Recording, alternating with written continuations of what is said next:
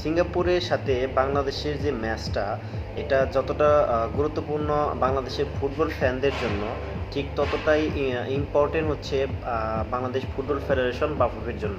কারণ এটি আমাদের হোম ম্যাচ। এই ম্যাচটা খুবই ইম্পর্টেন্ট এবং 3টি পয়েন্ট এই ম্যাচ থেকে আদায় করতে হবে যদি বাংলাদেশ এএফসি এশিয়ান কাপের গ্রুপ চ্যাম্পিয়ন বা গ্রুপ পর্বের শীর্ষে থাকতে হয়। তো এই ম্যাচকে ঘিরে বাংলাদেশ ফুটবল ফেডারেশন একটা আন্তর্জাতিক প্রীতি ম্যাচের আয়োজন করেছে, যেটা ভুটানের সাথে আয়োজিত হবে 4 তারিখ, জুনের 4 তারিখ। এই ম্যাচকে ঘিরে হামজা, সামিদ সোম, কিউবা মিচেল বা ফাহমিদুল, এদেরকে যতটা মানে আগ্রহ ফ্যানদের মধ্যে দেখা যাচ্ছে। আসলে আমি একটা আপডেট নিউজ আপনাদেরকে দিতে যাচ্ছি এখানে, সেটা হচ্ছে সামিদ সোম বা হামজা চৌধুরী আর কিউবা মিচেল, এদের 3জনকে পাওয়ার সম্ভাবনা নেই বললেই চলে।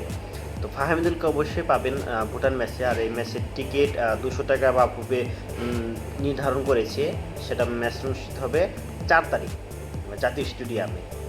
তো ভুটান ম্যাচকে কেন্দ্র করে 31 তারিখ বাফুফে টিম সেশন করবে এবং 1 তারিখ থেকে অনুশীলন শুরু হবে, যেখানে ফাহমিদুলকে যোগ দেওয়ার কথা আছে। এবং ফাহমিদুলের যে ক্লাবটি আছে সেখান থেকে এনওসি চা হয়েছে, তাকে ছাড়পত্র দেওয়া হয়েছে এবং তার ক্লাবটি অনুমোদন দিয়ে দিয়েছে। তো বিষয়টি হচ্ছে যে হামজা চৌধুরী, সামিদ সোম এবং কিবা মিছিল, এদের এই ভুটান ম্যাচে পাওয়ার সম্ভাবনা নেই।